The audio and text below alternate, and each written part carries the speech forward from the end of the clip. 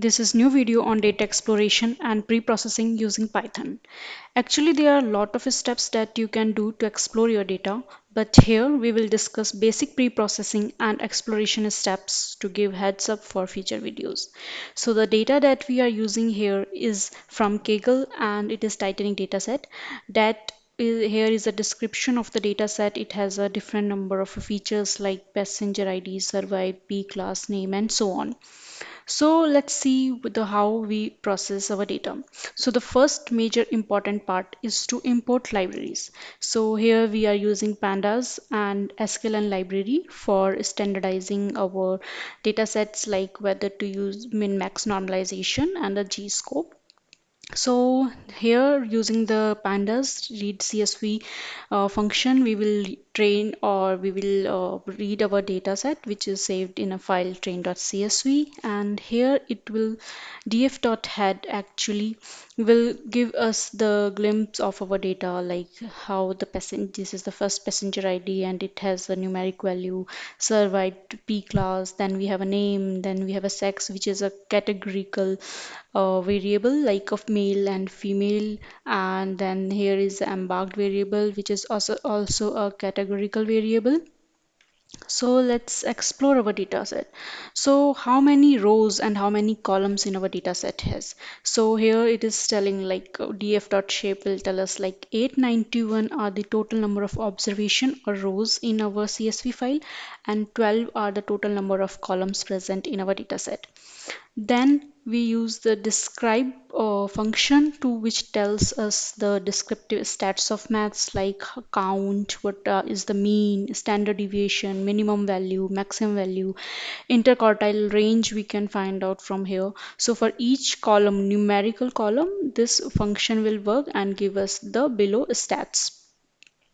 So now we will see the data type of each column using the .d type, and it tells like few variables are of integer types, few are of object, float, and so on.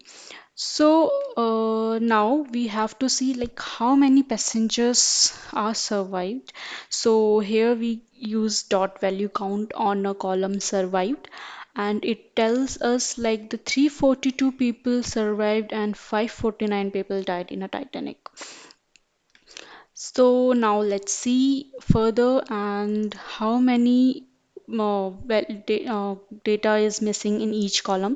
So using the data frame Titanic underscore df, we do dot is null dot sum, and it tells us like the age column has 177 missing values and cabin has 687, like out of 891 687 values are missing.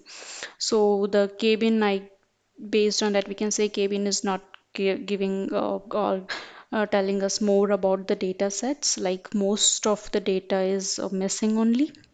And then the embarked column has two values missing. So so when we process our data, so generally the ID which is unique, it doesn't add much information or give much information about the data set. So generally we drop the IDs or the unique values. Then the ticket column, it's of no use for this data set. The name and the cabin column, as it has a lot of missing values, so we just drop it using the dot drop function. So here I have shown like one by one I have dropped the columns, but you can drop in a single row also, in a single line. So then comes like how to handle the missing values. So here age is has a missing values.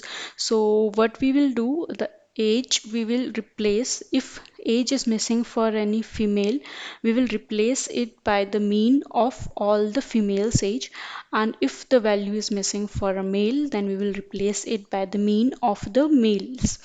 So here we have seen, so the females average is 27.9157, and similarly the males average age is 30.72. So here we are replacing if the any missing value we have found for a female, if the it is female and the value is null for the age in age column, then we will replace it by the females mean main, and similarly for males. So this is the code for that. So now let's see, the embarked also has a two missing values, and we have seen that total 889 values are there. Unique values are 3, and the top value is the S. Like majorly the embarked has a value S. So what we will do, we will replace the missing value in the embarked column by S, that is a mode. And then let's again see if there are any missing value, and we see like okay 687 because we forgot to run this code. And now here we see, if we again check the null values, so see all the columns were dropped, and now the new data frame that we have now is consist of the column survive, p class, sex, age, and so on. And now let's see how our data looks like, and this is our data. Now we have seen that these two columns are categorical in nature. So suppose for some model we want all the columns to be numerical. So what we should do, and then these age and this fairs are float and we want to convert into the integer type. So here is the function, that dot map function we can use, which in here like we have two values.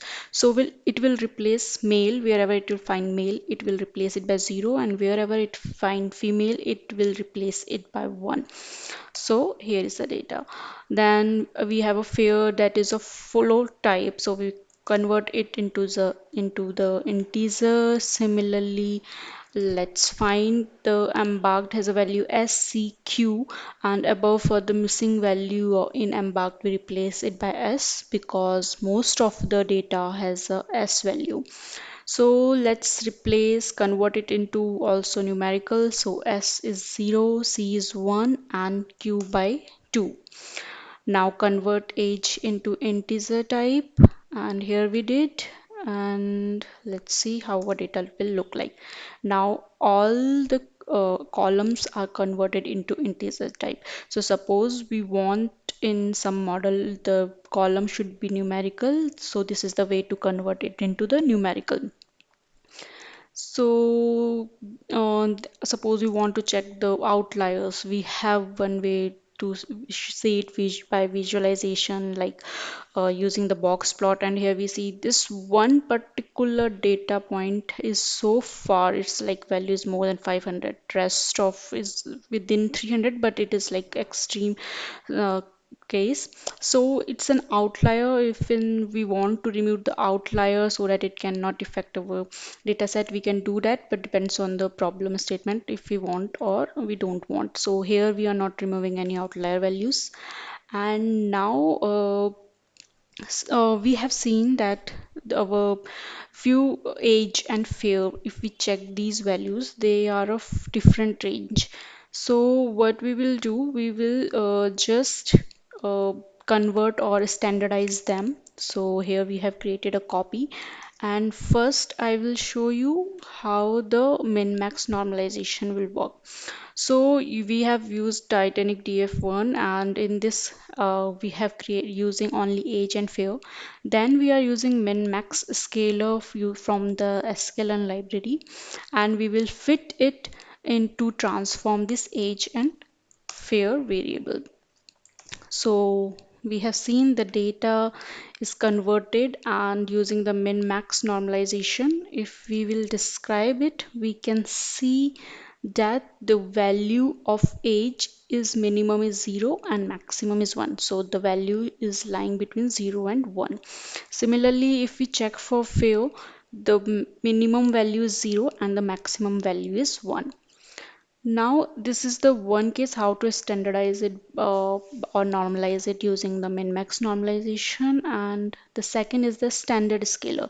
So let's see and fit the standard scalar to these variables.